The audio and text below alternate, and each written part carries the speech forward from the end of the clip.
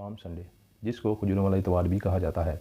मेरे जीजो, बहुत सारे ऐसे लोग हैं जो इस दिन की हकीकत से वाकिफ़ नहीं है और हर साल जब भी ये इवेंट आता है तो इसको सेलिब्रेट किया जाता है। इसको सेलिब्रेट तो किया जाता है, लेकिन बहुत सारे ऐसे हमारे बहन भाई हैं जो इस दिन की हकीकत से ठीक से वाकिफ़ नहीं है। और मैं कोशिश करूँगा कि इसको बखूबी तरतीब के साथ आपको इस दिन के हवाला से बता सकूँ, ताकि हम इस दिन के हवाला से सीख सकें कि क्या मैसेज है हमारे लिए इस दिन के ऊपर। तो मेरे जीजो, जब मसीह यीशु अपने कदमों को यरूशलेम की तरफ बढ़ा रहे थे और जैसे ही वो बैत फ़िगे और बैत अनिय्याह के इलाका में पहुँचते हैं, तो मसीह यीशु अपने शागिर्दों में से 2 को कहते हैं कि सामने वाले गाँव में जाओ और वहाँ तुमको एक गधी का बच्चा बंधा हुआ मिलेगा और उसको खोलकर मेरे पास ले आओ, और अगर कोई तुमसे पूछे तो उसे कहना खुदावंद को इसकी ज़रूरत है। और जैसे ही शागिर्द जो हैं वो सामने वाले गाँव में जाते हैं और वैसा ही जैसा मसीह यीशु ने उनसे कहा था वैसा ही वो करते हैं, और उनसे जब पूछा जाता है तो वो कहते हैं कि खुदावंद को इसकी ज़रूरत है, और वो उसको ले आते हैं। मेरे चीज़ों, जब मसीह यीशु ने उनको ये हुक्म दिया तो शागिर्दों ने आगे से ये सवाल नहीं उनसे किया मसीह यीशु से कि हम जाएंगे, हमारे साथ क्या होगा, हम नहीं जाएंगे या हमारी बात नहीं मानी जाएगी। तो वो उन्होंने मसीह यीशु के हुक्म को माना और जाकर वैसा ही किया जैसे मसीह यीशु ने उनको कहा था, और हम खुदा के कलाम में से देखते हैं तो ऐसा हुआ भी। मेरे चीज़ों, कोई भी हुक्म देता है तो हमें चाहिए कि बिना कोई शक, बिना कोई शबा के उसकी बातों पर अमल करें, उसकी बातों पर यकीन करें, उसकी बातों पर भरोसा रखें जैसे इन शागिर्दों ने रखा, क्योंकि वो इस लायक है, वो इस काबिल है। उसकी बातें जो है वो सच है, उसकी बातें जो है वो अटल हैं, हकीकत हैं। वो कोई झूठ नहीं बोलता।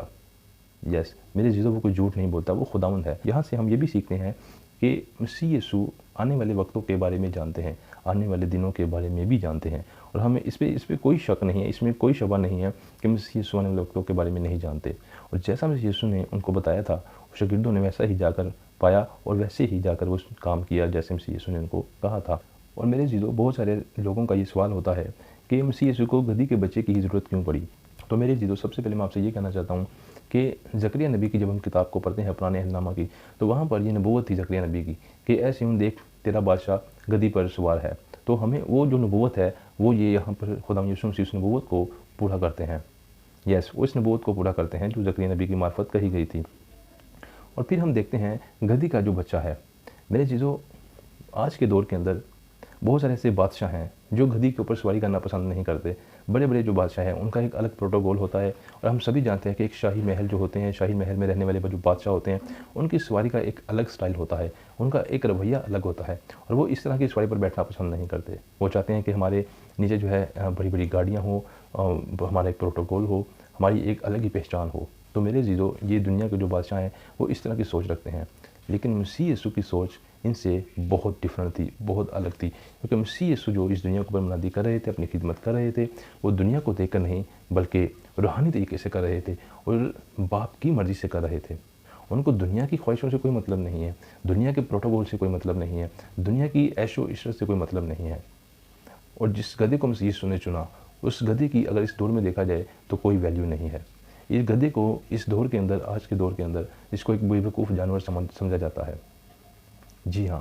और मेरे चीज़ों, आज के इस मॉडर्न दौर के अंदर, जिस दौर के अंदर हम रह रहे हैं, अगर कोई फॉर एग्जांपल के तौर पर अगर कोई बच्चा कोई गलत काम करता है, अगर कोई गलत बात करता है, तो हम सब कहते हैं, अक्सर लोगों को आपने देखा होगा, लोग कहते हैं कि ये तो गधा है, ये तो गधे का बच्चा है, इसको कुछ नहीं पता।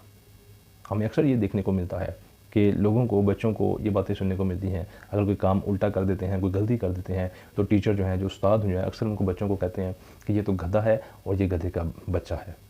हमें अक्सर ये बातें देखने को मिलती हैं इस मॉडर्न दौर के अंदर, जिस दौर के अंदर हम जी रहे हैं, और ये एक डायलॉग बन गया है, और ये जो डायलॉग है ये आम हो गया है, और हर किसी के हमें मुँह से ये सुनने को मिलता है। तो मेरे जीरो, खुदा का कलाम कहता है कि खुदावंद ने बेवकूफ़ों को चुन लिया है ताकि अक्लमंदों की अकल को ख़त्म करे, नीस्त व नबूद करे। मेरे जीरो, हमारे खुदा यीशु मसीह उसको चुनते हैं कि जिसको कोई समझ नहीं होती, जिसको कुछ पता नहीं होता। और ये सच है क्योंकि वो ज़ीरो से हीरो बनाता है। यस, जो ज़ीरो से हीरो बनाता है, जिसकी कोई वैल्यू नहीं होती, जिसकी कोई हैसियत नहीं होती, जिसको कोई बुलाना पसंद नहीं करता, किसी से कोई बात करना पसंद नहीं करता, जिसकी कोई इस दुनिया के ऊपर वैल्यू नहीं, यीशु की नज़रों में, बाप की नज़रों में उसकी वैल्यू है। तो मेरे चीज़ों, अगर इस बात से हम ये सीख सकते हैं कि अगर आप कमज़ोर हैं, अगर आप समझते हैं कि मैं तो दुनिया का बेवकूफ़ इंसान हूँ, मुझे तो कोई बुलाना पसंद नहीं करता, मेरी तो कोई वैल्यू नहीं है, मेरी तो कोई हैसियत नहीं है, मेरे साथ कोई बैठना पसंद नहीं करता, मुझे कोई अच्छा नहीं समझता, तो मेरे जीजों, मैं आपसे कहना चाहता हूँ कि आप बेदिल ना हो, क्योंकि खुदावंद को आपकी ज़रूरत है और खुदावंद आपको चुनकर आपसे काम लेना चाहता है। और मेरे जीजों, इसी तरह जब हम लूका 19 बाब उसकी जब हम 37 आयत को पढ़ते हैं कि जब वो गधे को लेकर आए, तो आगे लिखा है 37 आयत में, और जब वो शहर के नज़दीक जैतून के पहाड़ के उतार पर पहुंचा तो शागिर्दों की सारी जमात उन सब मौजों के सबब से जो उन्होंने देखे थे खुश होकर बुलंद आवाज़ से खुदा की हम्द करने लगी कि मुबारक है वो बादशाह जो खुदा उनके नाम से आता है, आसमान पर शुला और आलम बाला पर जलाल। मेरे जीदो, जब मसीह यीशु उस गधे पर सवार होते हैं तो लोग जो टहनियाँ होती हैं, जो डालियाँ होती हैं, उसके कदमों के नीचे बिछाते हैं और उस मसीह यीशु को अपना बादशाह कबूल करते हैं। अब इसकी जो हकीकत है मैं आपके सामने जो है वो उसको बयान करने लगा हूँ। बड़े ध्यान से सुनिएगा कि क्यों उन लोगों ने अपना बादशाह उसको कबूल किया, क्यों बादशाह कबूल किया। इस हकीकत को जानना बहुत ज़रूरी है और ये मैसेज जो है ये मेरे लिए भी है और ये आपके लिए भी है। इसीलिए हमें इस दिन की हकीकत को जानना बहुत ज़रूरी है। उन्होंने ये समझा था कि जो बादशाह मसीह यीशु जो जिसको बादशाह कबूल किया उन्होंने समझा कि ये हमें गुलामी से आज़ाद करेगा, ये हमें एक अच्छी ज़िंदगी देगा। जैसे कि कलाम में लिखा है कि उन सब मौजों के सबब से उन्होंने देखे तो खुश होकर बुलंद आवाज़ से खुदा की हम्द करने लगे।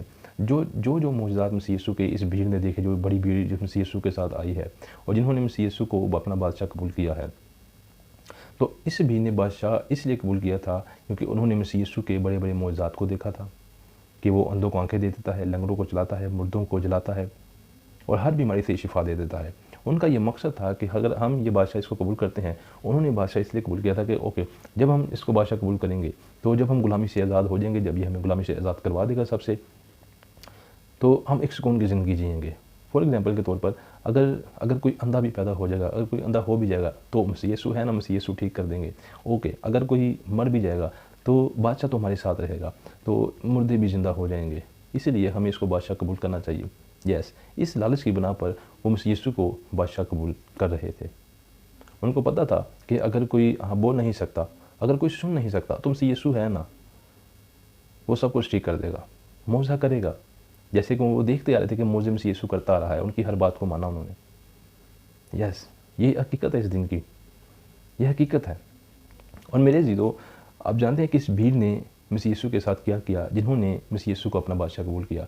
इसी भीड़ ने 3 दिन के बाद, आप इसको पढ़ सकते हैं, 3 दिन के बाद मसीह यीशु को पकड़वा दिया। यस, आप कहेंगे सफ़ीर भाई आप कैसे कह सकते हैं कि मसीह यीशु को इस भीड़ ने पकड़वा दिया।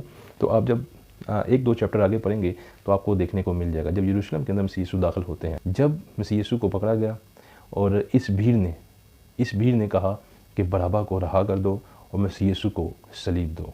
चला कर इन्होंने कहा कि मसीह यीशु को सलीब दो और बराबा को रिहा कर दो। आप इसको स्टडी कर सकते हैं। यस, आप इसको स्टडी कर सकते हैं और आप इस सच्चाई से वाकिफ़ हो सकते हैं। मेरे चीज़ों, जब इन्होंने देखा कि मसीह यीशु को पकड़ लिया गया है और हमारी उम्मीदें जो हैं वो टूट चुकी हैं, हमारी उम्मीदों पर पानी फिर चुका है, हम आज़ाद नहीं होने वाले, हम फिर इसी तरह गुलामी में रहेंगे और हमारा बादशाह जो है वो तो पकड़ा गया है और शायद अब ये नहीं छूटने वाला।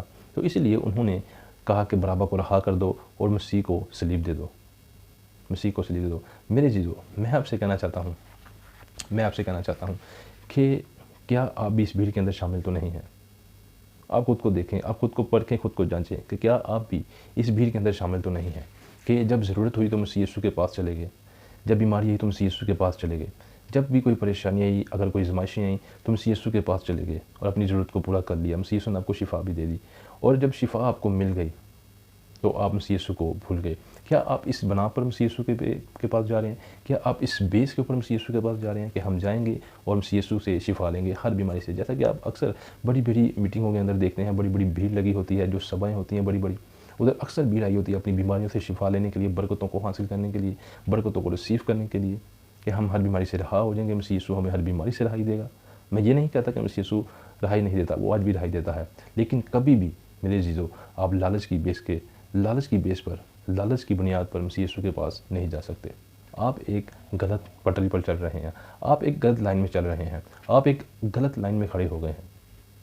मसीह यीशु ने हमें बताया कि अपनी स्लीप को उठा और मेरे पीछे चल, अपनी खुदी का इनकार कर, अपनी ख्वाहिशों का इनकार कर, तो मेरे पीछे आ, तो तब आप जाकर उसके शिगिर्द ठहरेंगे।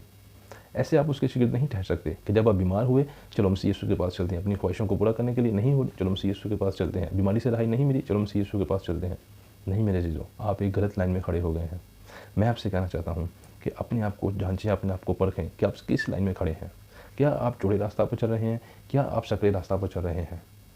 मैं आपसे कहना चाहता हूँ कि मसीह यीशु के पास जब आप जाते हैं, आप किसी लालच के बिना पर ना मत जाएँ। अपनी स्लीप को उठाएँ और मसीह यीशु के पीछे चलें। तो हम पढ़ते हैं 39वीं आयत को। तो फरीसियों ने कहा, भीड़ में से बाद फरीसियों ने उससे कहा, ए उस्ताद, अपने शागिर्दों को डांट दे। उसने जवाब में कहा, मैं तुमसे कहता हूँ कि अगर ये चुप रहें तो पत्थर चिल्ला उठेंगे। मेरे चीज़ों, मसीह यीशु ने बिल्कुल ठीक कहा, अगर ये चुप रहेंगे तो पत्थर चिल्ला उठेंगे। तो आज के दौर के अंदर जब हम देखते हैं तो कुछ ऐसा ही हो रहा है। आज लोग जो हैं वो खामोश हो गए हैं और पत्थर जो है वो चलाना शुरू हो गए हैं। आज लोग जो हैं मसीह यीशु की तारीफ़ के लिए खामोश हो गए हैं और पत्थर जो है वो चिल्ला रहे हैं। आज जो वो पत्थर है, पत्थर आपका मोबाइल है, पत्थर आपका सोशल मीडिया है, पत्थर आपका यूट्यूब है, पत्थर आपके जो आसपास के लोग हैं वो हैं। आज मसीह के जो लोग हैं वो खामोश हो गए हैं। आज उसकी जगह पर पत्थर चिल्ला चिल्ला कर मसीह यीशु की गवाही दे रहे हैं। घरों घरों में जाकर टीवी लगे हुए हैं, टीवी के ज़रिए से मसीह यीशु की गवाही जो है लोगों तक पहुंच रही है। अफ़सोस की बात है कि आज लोग खामोश रहे हैं और ये पत्थर, ये जो चीज़ें हैं, ये चिल्ला रही हैं और चिल्ला चिल्ला कर कह रही हैं कि मसीह यीशु की तरफ आएँ, अपने गुनाहों का इकरार करें, मसीह यीशु को अपना दिल दें। और ये सच है, आज पत्थर चिल्ला रहे हैं और लोग आज खामोश हैं। मेरे चीज़ों, अगर आप खुद को मसीह के फॉलोअर कहते हैं, अगर आप मसीह हैं, तो मैं चाहता हूँ कि अपने किरदार से हमें लोगों को, दुनिया को ये बताने की ज़रूरत है कि हम मसीह के हैं। हमारे किरदार से, हमारे रवैया से पता होना चाहिए कि हम मसीह यीशु के फॉलोअर हैं। दिखावे की खिदमत मत करें, दिखावे की चीज़ें मत करें। और मेरे चीज़ों, मैं आपको इस पाम संडे के हवाले से ये मैसेज देना चाहता हूँ कि हमें एक अच्छे ईमानदार होकर, हमें एक सच्चे ईमानदार बनकर मसीह यीशु को अपनी ज़िंदगी में कबूल करें, उसको अपना बादशाह कबूल करें। इस भीड़ की तरह नहीं, बल्कि एक सच्चे ईमानदार की तरह, एक सच्चे इंसान की तरह। क्योंकि वही राह, हक और सच्चाई है, वही जीवन है, वही ज़िंदगी है और उसके सिवा कोई बादशाह नहीं। खुदावंद आपको इस मैसेज के वसीला से बहुत बरकत दे। इस मैसेज को दूसरों के साथ ज़रूर शेयर करें ताकि और भी हमारे बहन भाई इस दिन की हकीकत को जान सकें और इस दिन की हकीकत से वाकिफ़ हो सकें।